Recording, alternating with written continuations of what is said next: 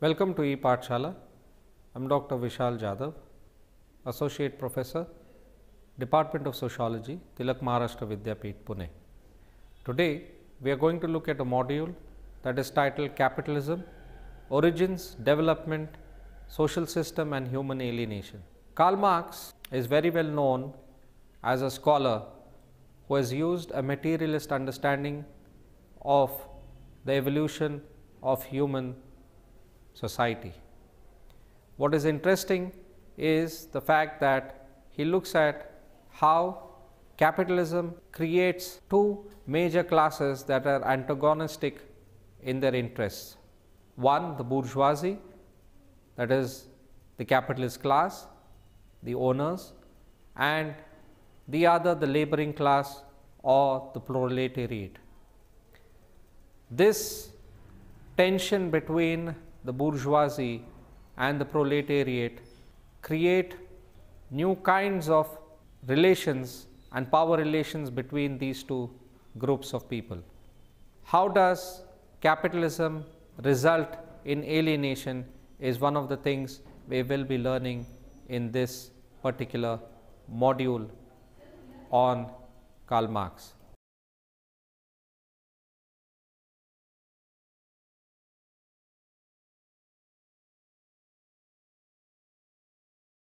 In today's society, we cannot ignore the fact that we are also part of the economic system that determines our life choices, worldviews, and cultural and social aspirations.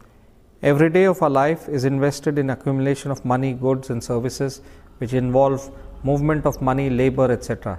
These things that we are doing helps one way or the another to help form part of society's movement of capitalism. Globalization is not new, but the present form of globalization is reinforcing inequalities and capital accumulation.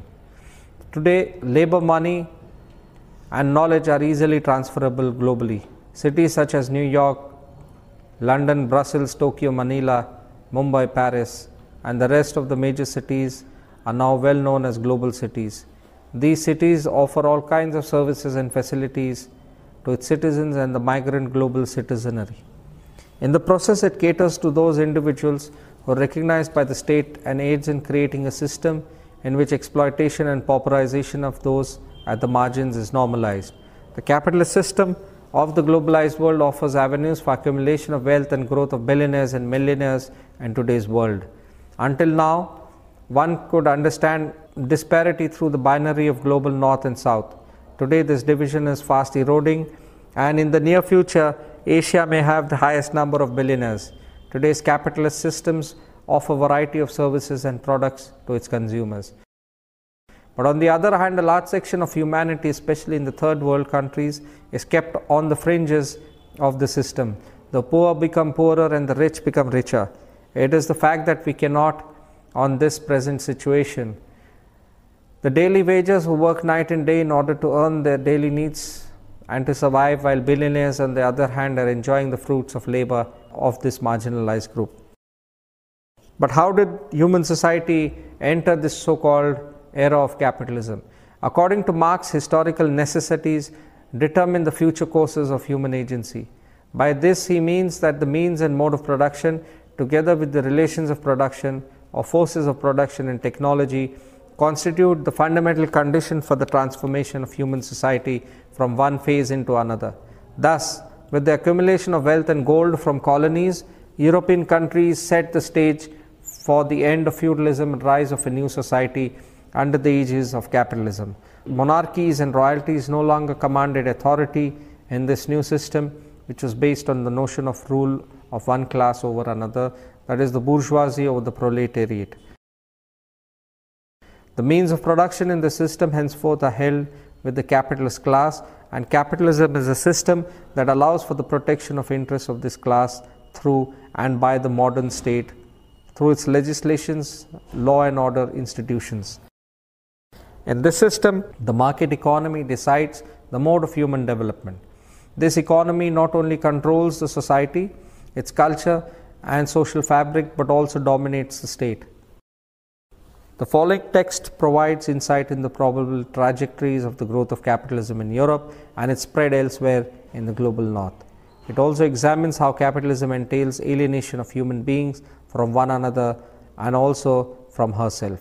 Origin until the discovery of capital. There are different ways of understanding of what capitalism is and how it was brought into existence. For Marx, he characterizes capitalism as primarily a system of market anarchy, rather a system of income and power differentials. Such anarchy engenders primarily the perceived rule of people by commodities and secondarily the rule of people by people.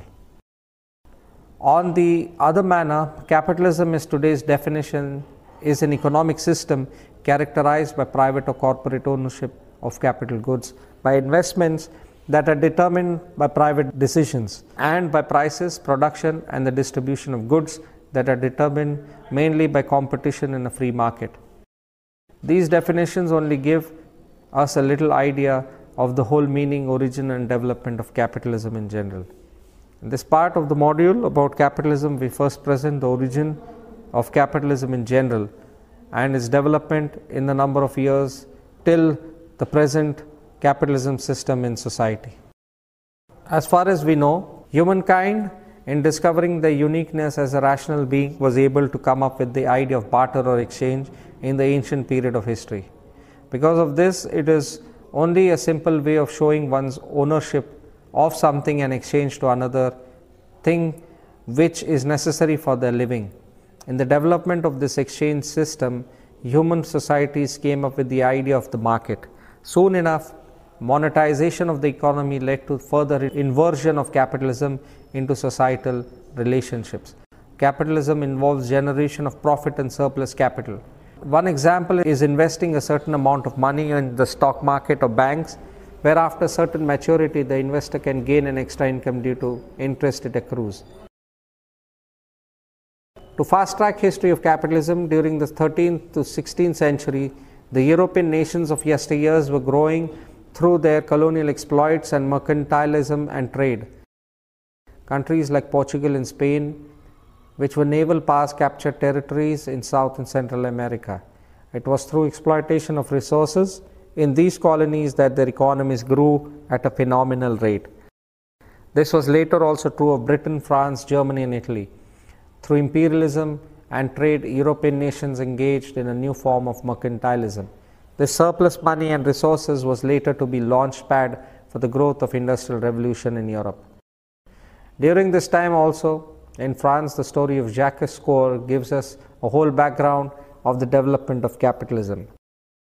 He provides an astonishing example of the rapid creation of wealth through skillful investment in foreign merchandise, such as cases containing elements of later capitalism, but their limited scale makes them in a certain way different. There have always been markets, and no doubt in every civilization, some individuals have been able to use markets to amass a quick fortune. As David Harvey comments, the essential character of capitalism becomes evident with an increase in scale in two quite separate contexts. One is the formation of joint stock companies in which investors pool the resources for a major commercial undertaking. The other, not evident until the Industrial Revolution, is the development of factories in which large number of workers are employed in single private companies. This was probably one such instance in Europe, just like many others that were shaping up. It was the surplus wealth and loot from colonies that allowed the merchant class initially to indulge in a new kind of entrepreneurship, that's business of production. This was just the starting point. The merchants had become powerful and popular. Some even questioned the authority of the imperial state. Over time, a new social and political order came to dominate Europe, one which overthrew feudalism, that is capitalism. Barrington Moore, in his book Social Origins of Dictatorship and Democracy, suggests a similar path that Britain followed in this phase. It was through the notion of private property that the notion of individual and political rights also originated. 19th and 20th century development of capitalism and the critique of its nature. During the 19th and 20th century, the capitalism gradually begins to influence life worlds of the feudal society in Europe. Private property, modern state, new laws, bureaucracy also begin to take shape as the early phase of capitalism begins to institutionalize itself. The trends and its essence change into different perspectives.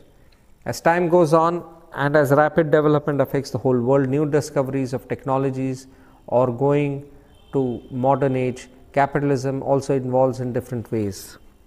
As time elapses, economic growth and industrial development increases in Western society, creating a huge gap between the rich and the poor. It was in this phase when pauperization of the masses and their sufferings were probably at their height and provided valid reasons for Marx to critique the system. That is Marx's economic analysis of capitalism is based on his version of the labor theory of value and includes the analysis of capitalist profit as the extraction of surplus value from the exploited proletariat. The analysis of history and economics come together in Marx's prediction of the inevitable economic breakdown of capitalism to be replaced by communism. However, Marx refused to speculate in detail about the nature of communism, arguing that it would arise through historical processes and was not the realization of a predetermined moral idea. Marx was a humanist and he therefore sought to comprehend how the capitalist system functions and what are the necessary conditions for its survival and reproduction. In attempting to do so, he seeks to demystify the invisible hand of Adam Smith through the conceptual framework of capital accumulation and thus exposes the invisible entity called surplus value.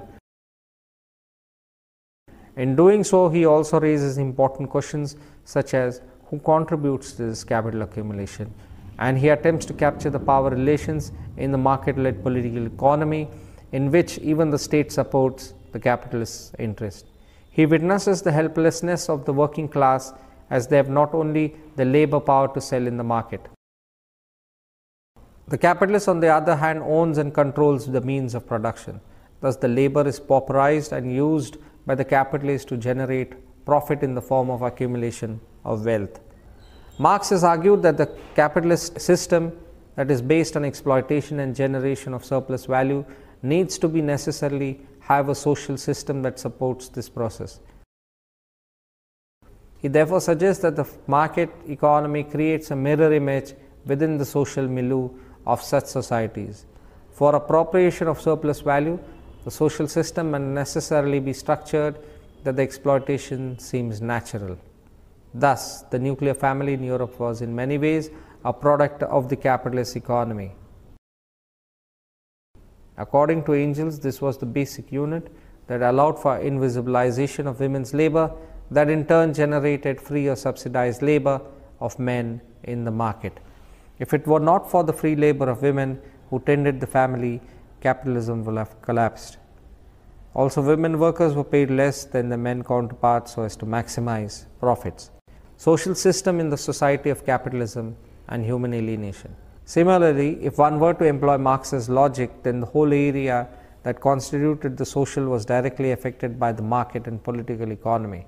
Thus, the schooling and education system would be viewed as an auxiliary part of the capitalist economy. So can the state and society relationships, marriage as a social institution, law, governance, social norms and value system. David Harvey, in his book Reading Capital 2010, examines how the system of exploitation and its ideology of domination is gradually internalized within society. It is through the state, as Louis Althusser points out, that control over the bodies and minds of the working class is achieved. The ideology of capitalism becomes the hegemonic idea and thus is uncontestable.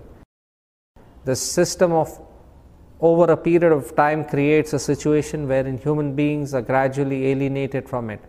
The process of alienation is also seen in the work of Durkheim in terms of anomie and suicide, and Weber, rationalization and bureaucracy, but in the context of modern societies and modern states. Thus, for Marx, the political economy dictates the social and the cultural together with the political within society. These institutions of culture reinforce the very ideology and structures that oppress us. Thus, Marx suggests that the only way to overcome the system is through a violent revolution which envisages the overthrow of the capitalists. According to Marx, this is not easy, as one of the first steps is to recognize the fact that working class is exploited. He argues that exploitation and pauperization is legitimated through the moral order of religion. Therefore, Marx terms religion as the opium of the masses. We can now elaborate on the concept of exploitation and alienation. In his writings, Marx begins with an analysis of the idea of commodity production. A commodity is defined as a useful external object produced for exchange on a market. Thus, two necessary conditions for commodity production are the existence of a market in which exchange can take place and a social division of labor in which different people produce different products, without which there would be no motivation for exchange. Marx suggests that commodities have both use value, a use in other words, and an exchange value, initially to be understood as the price. Use value can be understood. So Marx insists that exchange value is a puzzling phenomenon and relative exchange values need to be explained. Why does a quantity of one commodity exchange for a given quantity of another commodity? His explanation is in terms of the labor input required to produce the commodity, or rather the socially necessary labor time, which is the labor exerted at the average level of intensity and productivity for that branch of activity within the economy. Thus, the labor theory of value asserts that the value of a commodity is determined by the quantity of socially necessary time required to produce it. In continuation of this argument, Marx provides a two-stage argument for the labor theory of value. The first stage is to argue that if two objects can be compared in a sense of being put on either side of an equal sign, then there must be a third thing or of identical magnitude in both of them, which they are both reducible to. As commodities can be exchanged against each other, there must, Marx argues, be a third thing that they have in common, and this motivates the second stage, which is a search for the appropriate third thing, which is labor in Marx's view, and the only possible common element. Both steps of the argument are of course highly contestable. According to Marx, capitalism involves the organization of exchange through the market, but this does not merely mean the exchange of commodities, but the advancement of capital through monetization, thus generating profit. The actual cost of production plus the labor power and wages together with the expropriation of the surplus value constitutes the gross profit of the capitalist. The money moves through a particular trajectory, the purchase of one set of commodities which is then transformed into other commodities, which is the command of a higher price through the use of abundant and easily available cheap labor power, which finally culminates in the generation of profit. Before Marx, Adam Smith had also attempted to comprehend how this process actually works, but resigned with the idea that there is an invisible hand that operates vis-a-vis the market that allows for the uncontrolled and ever expanding capitalist market to reproduce itself over and over again. It is here that Marx critiques Adam Smith's analysis and suggests that it is only the exploitation of cheap labor power that profits can be made. In capitalism, the owner class purchases the worker's labor power. In return, the worker is paid wages. It is this act and the one that follows that allows for surplus value to be actually generated. Once the product or commodity is manufactured, its cost is determined in the same way as the cost of any other, that is, the terms of the amount of socially necessary labor power is required to produce it. The socially necessary labor power means all factors that lead to the final manufacture of the commodity, that is, labor, cost of the raw material, time, other investment, etc. However, when the commodity is sold, it includes another component called the surplus value. What is the surplus value? According to Marx, the laboring class is only paid the value of a day's labor power, just necessary enough to keep the worker alive for the day. While working for the capitalist, the worker is paid only for the time that is required to produce that particular commodity and not for the rest of the time that is invested. Thus, for the laboring individual, she is surviving just to help create surplus profit for the capitalist owner. Let's illustrate this with an example. Suppose a particular commodity takes 4 hours to manufacture. Thus, the first 4 hours of the working day spent on producing a value equivalent to the value of the wages the worker will be paid. This is known as necessary labor. Any work the worker does above this is known as surplus labor, producing surplus value for the capitalist. Surplus value, according to Marx, is the source of all profit. In Marx's analysis, labor power is the only commodity which can produce more value than its own worth, and for this reason it is known as variable capital. Other commodities simply pass their value on to the finished commodities but do not create any extra value. They are known as constant capital. Profit then is the result of labor performed by the worker beyond the necessary to create the value of his or her wages. This is a surplus value theory of profit. It appears to follow from the analysis that as industry becomes mechanized, using more constant capital and less variable capital, the rate of profit ought to fall, for as a proportional less capital will be advanced on labor, and only labor can create value. This condition of exploitation is naturalized. The workers begin to believe that this is the way the system works and it is fair to receive the wages that can keep them alive. However, after a certain period of time, this monotony and hard life begins to take on the mental and physical health of the worker. Further, the worker who is exhausted and burnt out due to the same routine day in and day out finds leisure time only when in family. Thus, the importance of the family and women, especially in healing the workers' minds and body, becomes a necessary practice. Capitalism in this sense actually divides human life into two main binaries, work and leisure. Workers spend most of their lives in the first binary, that is, work in order to survive. It is through this extra labor time and at that the capitalist is able to accumulate wealth and reproduce this in many other ways. According to Marx, this creates discontent and withdrawal for the laboring poor from this system. He calls this process alienation. Marx believes that there are 4 levels at which the worker is alienated from the system. The first level is when the worker is estranged from his own labor power. The second estrangement finally leads to a point wherein the laborer is unable to associate with the work that she is doing. This means that the workers are alienated from the product of their labor. The surplus labor that they create is the basic cause of their apathy. Thus, according to Marx, the alienation of the worker in the process of manufacturing the commodity means that not only does her labor become an objective reality which has an external existence, but that it exists outside her or him, independently as something alien to her.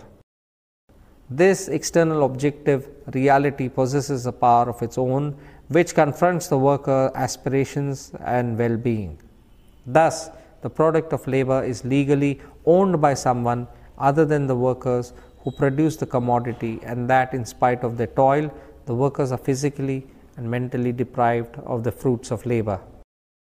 In the words of Marx, so much does labor's realization appear as loss of realization that the worker loses realization to the point of starving death.